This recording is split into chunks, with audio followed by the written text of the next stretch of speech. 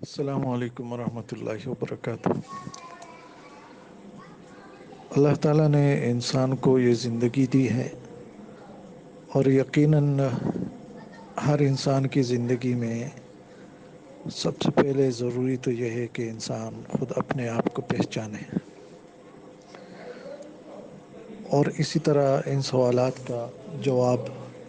کہ مجھے کس نے پیدا کیا، کس مقصد کے لیے پیدا کیا، اور میرے مرنے کے بعد کیا ہونے جا رہا ہے، یہ باتیں ضروری ہیں۔ لیکن سوچنے کی ایک بات یہاں پہ یہ بھی ہے کہ انسان اس دنیا میں جس زمین پر رہتا ہے، جس آسمان کے نیچے رہتا ہے، اور اس کے آس پاس جو بھی مخلوق ہیں، جتنے انسان ہیں، حیوانات ہیں، پرندے ہیں، اسی طرح پہاڑ، دریا ہیں، درخت ہیں، یہ ساری چیزیں ہیں، تو انسان ان تمام چیزوں سے کنیکٹڈ ہے۔ اب بہت سے لوگ ایسے ہیں جو محض جانوروں کی طرح اپنی زندگی اپنی ہی فکر میں، اور وہ بھی صرف شہوت اور پیٹ کی فکر میں گزار دیتے۔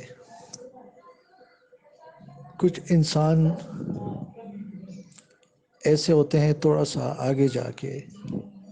وہ اپنے پیٹ کی اور شرمگاہ کے علاوہ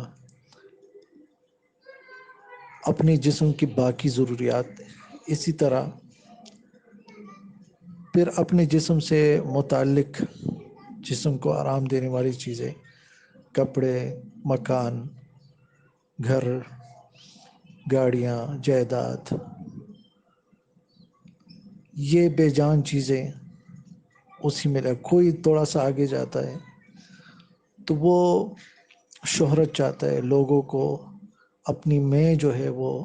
ظاہر کرانا چاہتا ہے کہ میں ہوں، اور خادم، نوکر، اسی طرح لوگوں کو استعمال کرنا اپنی مقاصد کے لیے، لوگوں پر اپنی بڑائی ظاہر کرنا، یہ ساری چیزیں ایسی ہیں جو کہ کسی کمال والے انسان کی صفات نہیں ہو سکتی ہے۔ میں ہوں تو میں ہوں، یہ تو ایسی چیزیں ہیں جس کے مجھے زندگی گزارنی ہے، لیکن میرے علاوہ جو مخلوق ہیں، میں ان کے لیے کیا سوچتا ہوں، میرا ان کے لیے نفع کیا ہے، فائدہ کیا ہے۔ اصل زندگی یہاں سے شروع ہوتی ہے، جو خود سے ہٹ کر دوسروں کے لیے میرا کیا ہے، رول کیا ہے۔ اسی لیے نبی صلی اللہ علیہ وسلم نے فرمایا تھا کہ خیرکم، تم میں سے بہتر وہ ہے، خیرکم لأہلی، جو اپنے گھر والوں کے لیے بہتر ہے۔ تو یہ اپنے سے الگ چیزیں ہیں، گھر والے۔ اسی طرح فرمایا خیرکم من ینفع الناس، جو لوگوں کے لیے زیادہ نفع دے، جو لوگوں کو نفع دے، تو یہ خود سے ہٹ کی چیزیں ہیں۔ اسی طرح خیرکم من تعلم القرآن وعلمہ، تم میں سے بہتر ہے جو قرآن سیکھتا ہے اور سکھاتا ہے، ٹھیک ہے۔ اسی طرح وہ مومن کہا کہ بہتر ہے جو لوگوں سے میل جول رکھتا ہے اور ان کی ایذاؤں پر صبر کرتا ہے، اس مومن سے بہتر ہے جو لوگوں سے میل جول نہیں رکھتا ہے۔ تو میرے اس پیغام کا مقصد دراصل وہ یہ ہے کہ ہم اپنی زندگی کی اپنی ہی سوچ، لازمی ہے کہ انسان اپنے بارے میں یہ سوچے کہ دنیا اور آخرت کے عذاب سے بچ جائے، یہ ضروری ہے۔ لیکن ساتھ ساتھ میں ہمیں دوسروں کو فائدہ پہنچانے، دوسروں کے بارے میں سوچنے، دوسروں کو معاف کرنے، دوسروں کے بارے میں بھی خیر کی توقع کرنی، جس طرح حدیث میں آتا ہے کہ تم میں سے کوئی مومن نہیں ہو سکتا ہے جب تک دوسرے بھائی کے لیے وہ پسند نہ کرے جو خود اپنے لیے پسند کرتا ہے۔